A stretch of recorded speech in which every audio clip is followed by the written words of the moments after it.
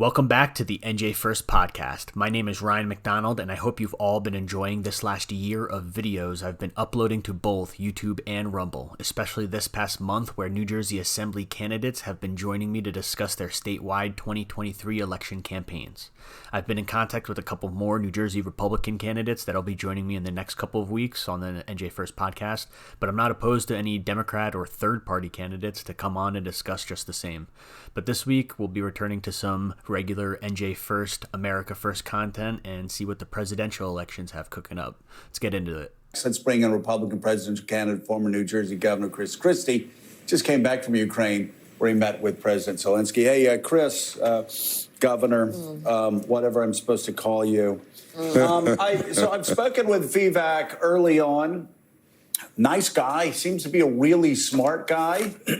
And we talked about him coming on the show early on. Maybe I'll have him on the show. But his statements keep getting more bizarre by the day. He talks about defunding the FBI. Yeah. Look, I don't take the stuff that he says seriously. The fact is, this is a very, very ambitious guy who is basically playing the role so far in this race as Donald Trump's wingman.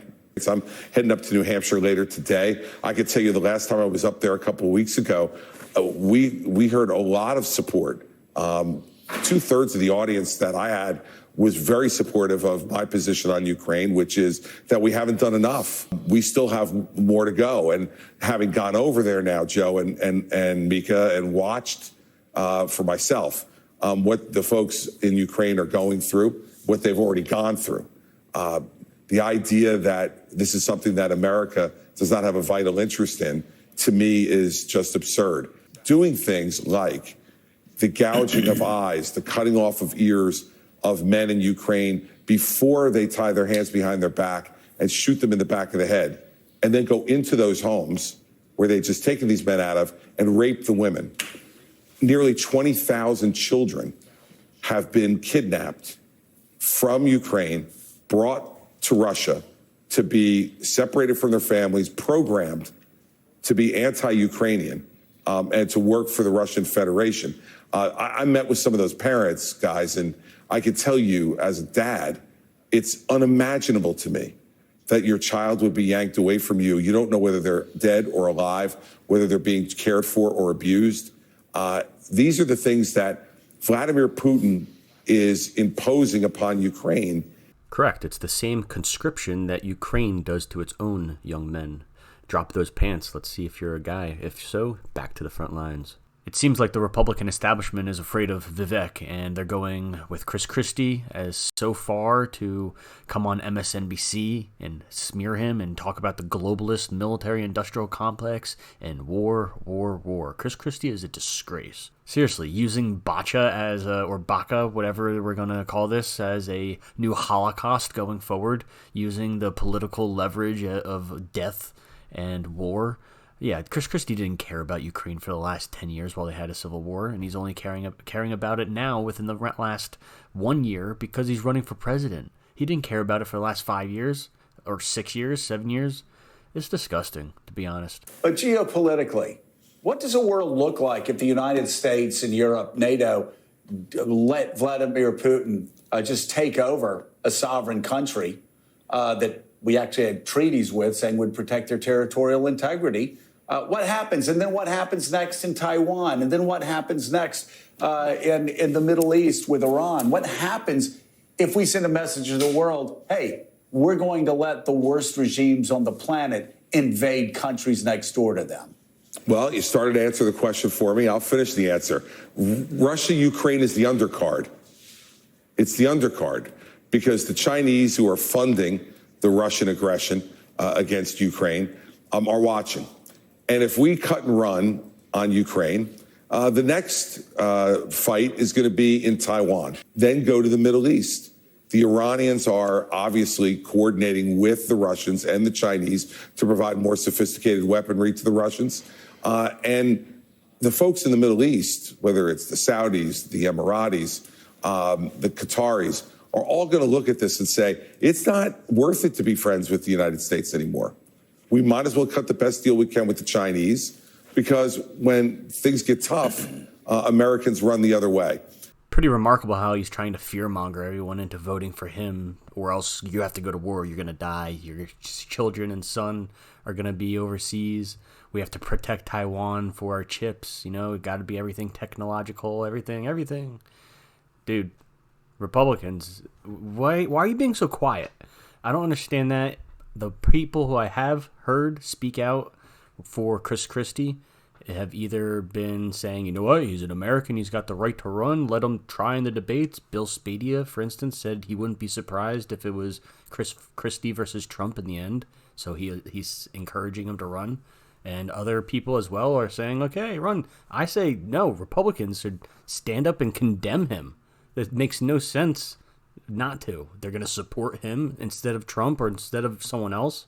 That's what Declan O'Scanlan has been doing. It's what William Atkins from the high school Republicans of NJGOP has been doing. Plenty of them. With regards to Iran, I believe they are using their drones and sending them to Russia to use as suicide drone bombs, the equivalent how USA and the West sends Ukraine drones, so they have suicide drone bombs that they use.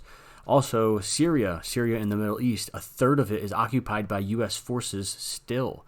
And if anybody knows the history of the Syrian civil war and ISIS that got rid of the border between Iraq and Syria, took over that region, it was Russia and Iran and other paramilitary forces that actually ended up getting rid of a lot of ISIS in the region. And now U.S. is still in there, uninvited in Syria. Assad doesn't want them. As for Taiwan, we can look toward Rick Mehta here. Remember the 2020 Senate candidate for New Jersey that ran alongside Donald Trump? He is a Georgetown professor. Looks like he's back down in Georgetown. I think that's near Washington, D.C., Virginia area, I think. O'Neill Institute for National and Global Health Law at Georgetown. It was an honor and pleasure chatting with the Honorable Dr. Yuan Zhezhia, Taiwan's Minister of Health and Welfare, and his delegation. Important discussion on the preparedness, freedom, biotechnology, telemedicine, and how the law can enable innovation. If anybody remembers the discussion in nationalist politics in the last 2 years, it was the decoupling of communist China, the decoupling of the capitalist cooperation, the commercial cooperation with the U.S. and China. That's what have risen us both to be the largest powers. And all of the Republic of China people before the Communist Revolution ran to Taiwan. So Taiwan are the non-communists, I believe, right? So that's what we're led to believe. If you travel, I'm sure you can discuss that a lot more, like Vivek, and that is what we'll be talking about a little bit more is Vivek. I mentioned here that if Rick Mehta is willing to come onto the NJ1ST podcast and talk about international relations, specifically relating to Taiwan, because I know that Taiwan, we don't have a treaty to protect. We do not have an obligation to protect Taiwan. However, we do have an obligation to protect Japan, and that does come from after we nuked them, of course, and they don't have really a military, but we have an obligation, a treaty obligation to protect Japan from any kind of aggression, even, not just being attacked. So their waters being aggressed upon, and it is to believe that if China invades Taiwan, that may constitute aggression in the waters towards Japan, of course. Just a tidbit. I also read somewhere that the U.S. military said if China invades Taiwan, albeit taking over their chip manufacturing facilities, the U.S. will bomb those facilities and we will use our own on our own land. I read that somewhere. I remember that. And I was mentioning Vivek before. It's because our own Hirsch Singh, who is kind of disgraced in my eyes, but got talked down this family man, Rick Mehta here. In the 2020 Senate election, really threw rags under the table at him. I don't know how to make that. He really just was not an honorable man the way he ran his campaign. Let's put it that way. We must not allow Vivek Ramaswamy wants America to facilitate the surrender of Taiwan to China in 2029 after using Taiwanese people. So Hirsch Singh is grifting as an Indian candidate. It's pretty weird how he's attaching himself this way. Attacking Vivek. It's how he launched his campaign. It's how he's continuing it. He's grifting. more and more grifting. The NJGOP and Republicans should come out against him, not just tweet it. They should come out officially. My fellow Americans, Hirsch Singh here, Republican candidate for president. Recently, my opponent, Vivek Ramaswamy, announced that he would allow the communist Chinese to invade Taiwan, that by 2029, once America had semiconductor independence, he would allow the communist Chinese to invade Taiwan. We already have a leader today that is weak on China, and China has already invaded our airspace, our sea space. Soon they're going to be targeting American citizens. In fact, during COVID, they did. I will put a stop to this. A leader that is not able to stand up to China sends a very bad signal to our allies. It says basically that to be an enemy of America is dangerous, but to be a friend is fatal. That is not acceptable. As president, I will stop the Chinese takeover. God bless. He's an idiot. You're welcome to come on the NJ1ST podcast at any time, my man. Anytime. Here's one exchange of Vivek Ramaswamy that I want to show to you. It's a proper way to respond in public for agitators or crazy radical leftists. It's good technique, and you could learn from it. So let's give this a watch. Let her speak.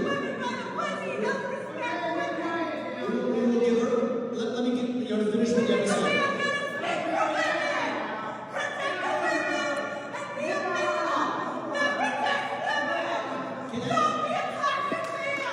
Can I just say one thing? I want to give her a chance to speak. You want to come back here? You can say something to me. It's okay. Come back. Come on back. It's okay. Come on up. It's okay. You can ask me a question, and then I will answer. Do you want to ask me a question? Yes. You can do that. If somebody non-consensually rapes me, I'm not having their child. It is my choice. It's my body. I'm already raising a kid that somebody implanted in me and doesn't take care of. The system does nothing for the single mother. There's no child support, and nobody goes after them. I've been raising a child by myself for 8 years. My name is Kayla Crest. And are you a mother? I am a mother. Okay, thank you. And my kid is successful, and I don't want to be frowned upon. I don't want to be put down because I'm a single mother. My kid is healthy, happy, and successful.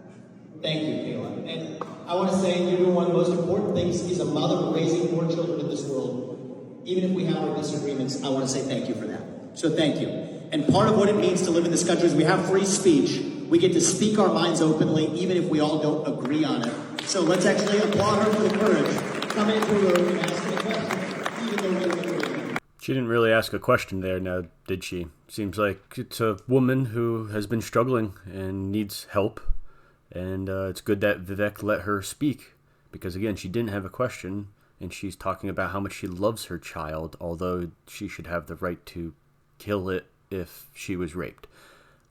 Whether or not you agree or don't, the discourse is pure. And like RFK Jr. is showing, going on all those podcasts and having free speech is imperative because getting censored like that is never good for freedom or prosperity or posterity. And this is the Richard Nixon Foundation. You can have a double-edged sword when it comes to Richard Nixon, but this is Vivek Ramaswamy just 16 hours ago giving us his foreign policy. So let's listen to this.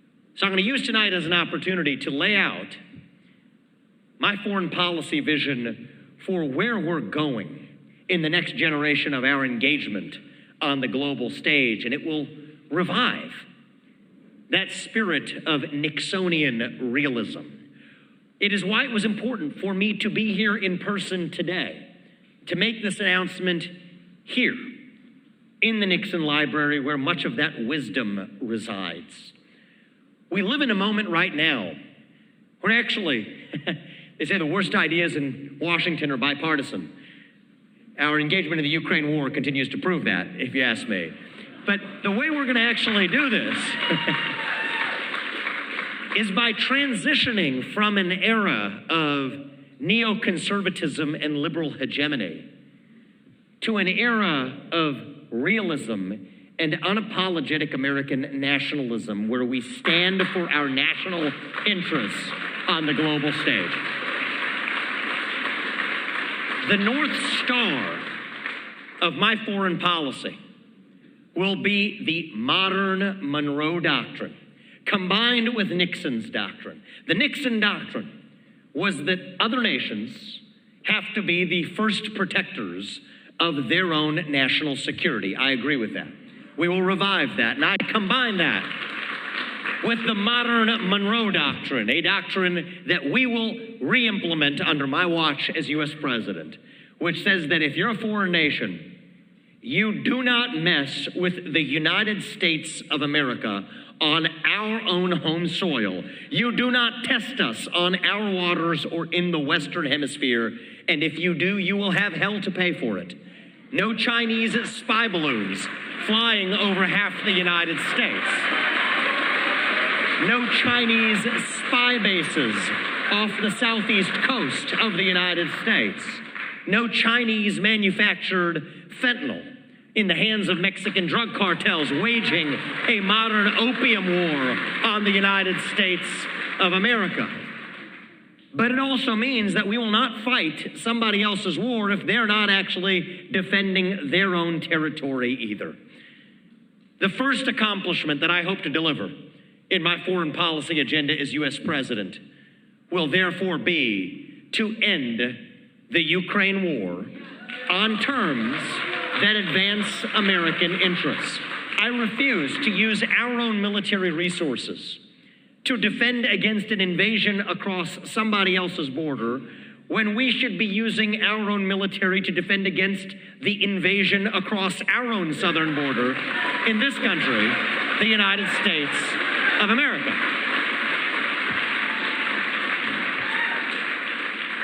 And in ending that war, I will borrow from none other than our main man tonight, Richard Nixon, who traveled in 1972 to China to pull a maneuver that only he could have pulled off. Nobody else other than Richard Nixon could have done it, because it was his own vision.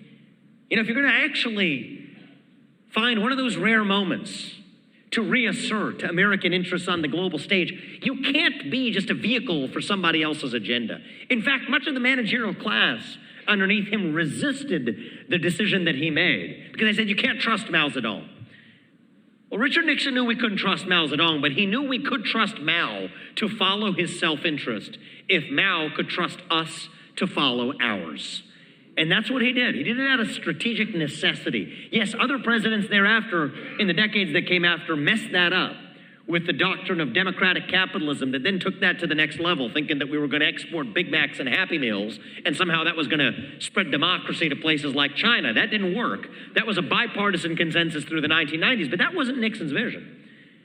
Nixon's vision was to recognize that the chief threat that the United States faced, the Cold War that we were actually in, was not with Red China, but was with the USSR. And he recognized that Mao was in a strategic relationship with Brezhnev, with the USSR at the time, that posed together an alliance that truly threatened American interests on the global stage.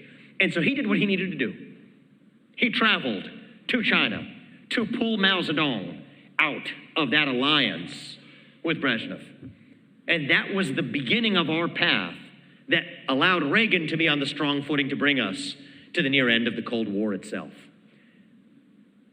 Well, I have a news flash for the modern neoconservative establishment, the modern propagators of liberal hegemony. The good news is that the USSR does not exist anymore.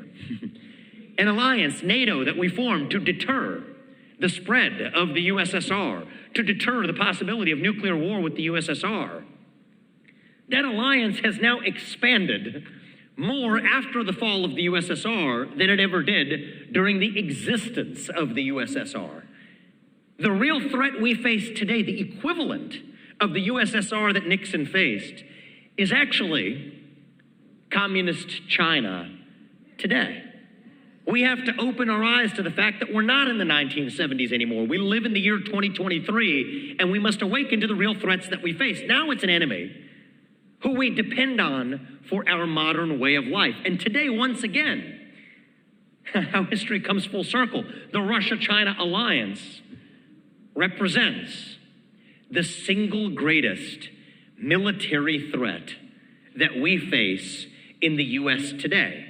Russia's hypersonic missile capabilities and nuclear capabilities outstripping that of the United States, combined with China's naval capacity in the South China Sea that outstrips that of the United States, combined with being an economy that we depend on for the shoes on our feet or the phones in our pockets, that Russia-China military alliance is the single greatest threat we face.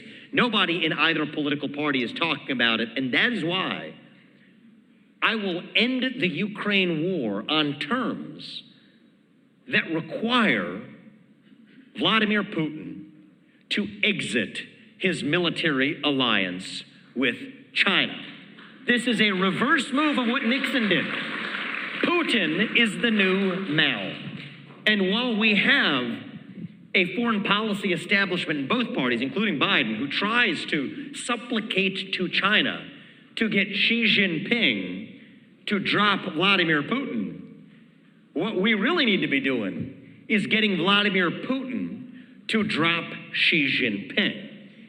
And so what I've said is that, you know what, in any good deal, I know this from the business world, it's not that different in foreign policy.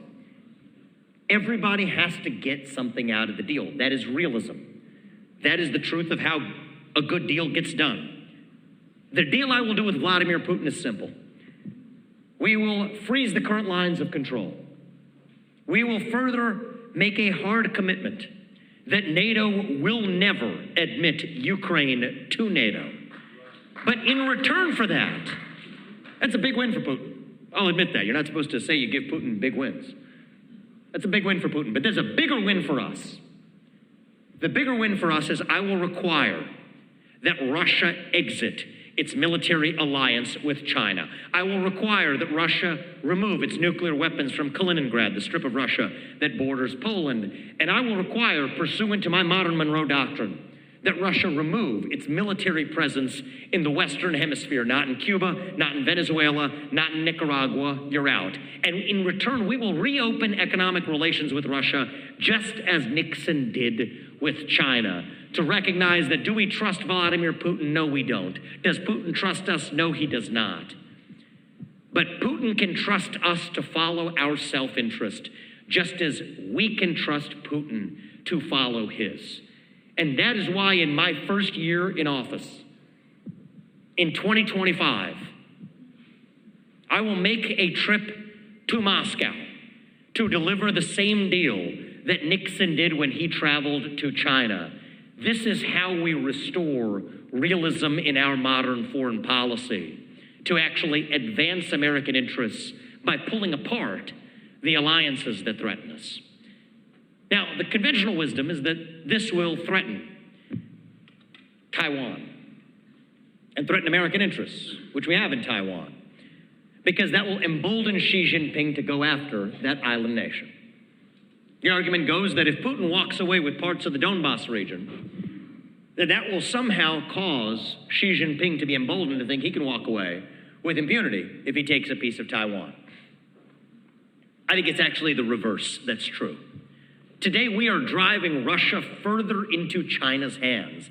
And Xi Jinping's calculus is that the U.S. will not want to go into conflict with two different allied nuclear superpowers, Russia and China, at the same time. But if Russia is no longer in China's camp, is no longer a 2001 treaty ally, as they are today, then Xi Jinping will have to think twice before going after Taiwan.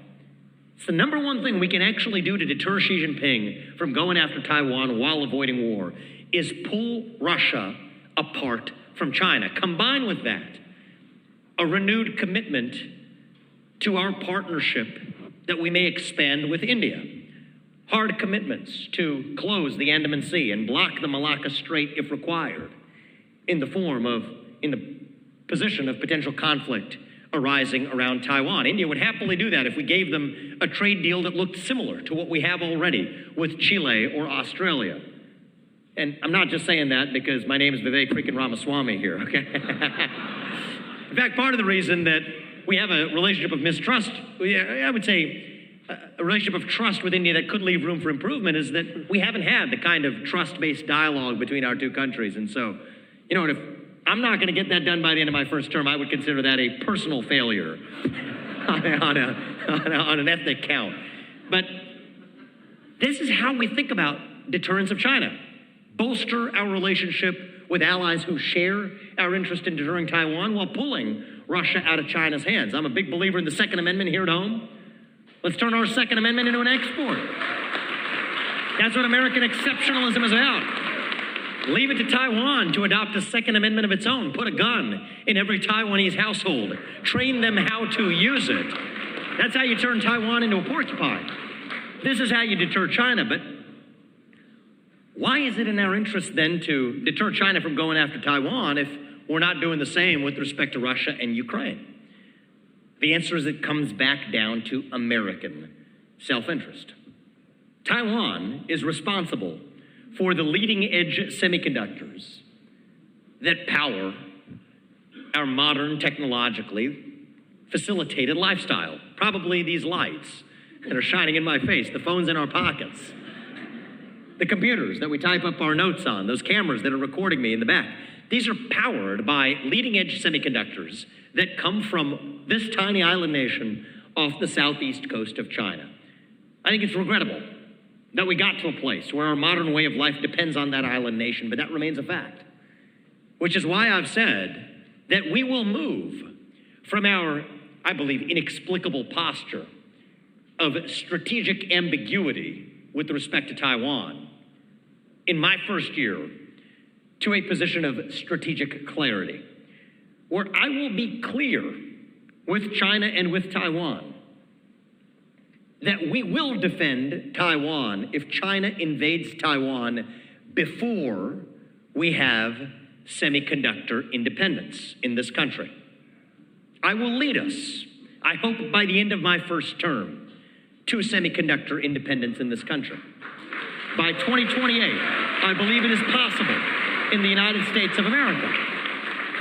And thereafter, we will be very clear that after the U.S. achieves semiconductor independence, our commitments to send our sons and daughters to put them in harm's way will change after we've achieved semiconductor independence. These are naked views that you're not supposed to share in public. Or these are the things you're supposed to keep in a hush-hush format, sweep under the rug, to know that you kind of mean these things, but you don't actually say them. I actually believe it is in our interest to unapologetically state to the world what I will state to you all at home, that it is my moral obligation as the next U.S. president to stand for the interests of Americans here in the homeland without apologizing for it. When I tell the rest of the global leaders that I mean it, they will know they can trust us. And it's not really credible to say that we're going to defend democracy selectively when the democracy of the day we're defending is a nation that has banned 11 opposition parties, goes after religious minorities and churches, and has consolidated all media into one state media arm. That's Ukraine, if you weren't wondering. It doesn't make sense, right? But if we say that, no, we're going to be very honest. Our engagement outside the Western Hemisphere will be limited to the circumstances where it actually advances U.S. interests. Then that puts Taiwan on notice that a nation that's supposedly at threat of annexation is now spending less than 2% of its GDP on its military. It better step that up to 4% by 2028, which is where it'll need to be to have a chance of defending itself. It'll put China on notice to say that, you know what, you have some nationalistic unfinished business from 1949 when Mao Zedong and Chiang Kai-shek had at it. But you will not mess with the United States and our interests by holding an economic gun to our head, by taking a shot for going after that island, until we have semiconductor independence in this country. This is how we smoke out realism, revive Nixonian realism in the modern day. Revive George Washington's vision of what it means to put the interests of this nation first. This is an uncomfortable shock to the modern bipartisan foreign policy establishment. I'm an outsider. That is what I believe it will take to turn our foreign policy establishment back upside down where it belongs. That is what it will take to get our NATO allies who spend, more than half of whom less than the 2% they're obligated by treaty to actually spend on their own national defense. That is how we restore sanity to a world in which we represent 36% of our allied GDP while spending 61% of our allied defense. This is not the stuff of advancing American interests, but it will take an outsider with a fresh perspective to actually restore American interests in our own foreign policy. What I will say in closing before opening this up to a few questions tonight is that I reject the other bipartisan consensus in Washington, D.C. It's the flip side of the same one that has us continuing to send $200 billion to a nation around the other side of the world that we have no interest in. The flip side of that is an assumption embedded in there that Republicans and Democrats alike will agree to today. The assumption that we are a nation in decline. The assumption that we're at the tail end of the Roman Empire and that we have to puff our chest to project a self-confidence that does not exactly exist here at home. I don't believe we have to be like ancient Rome. Everything else aside, it seems like Vivek Ramaswamy is doing what we all thought Ron DeSantis would have done, would be backing Donald Trump in 2024, and then 2028 is wide open for you to run for a really big, good chance at president. It looks like Ramaswamy is running in 2024. It'd be cool if Trump picked him as VP, maybe. I don't know. But, he's running a different campaign than DeSantis. And it's okay, 2023 in New Jersey, we have our state elections. Let's get through that. And then 2024 is in full swing. Thank you for watching this episode of the NJ1ST podcast. Make sure to subscribe on YouTube and Rumble. Follow all social medias at Ryan McDonald USA, at NJ1ST. Follow or catch up on NJ1ST.com. And thanks for watching, guys.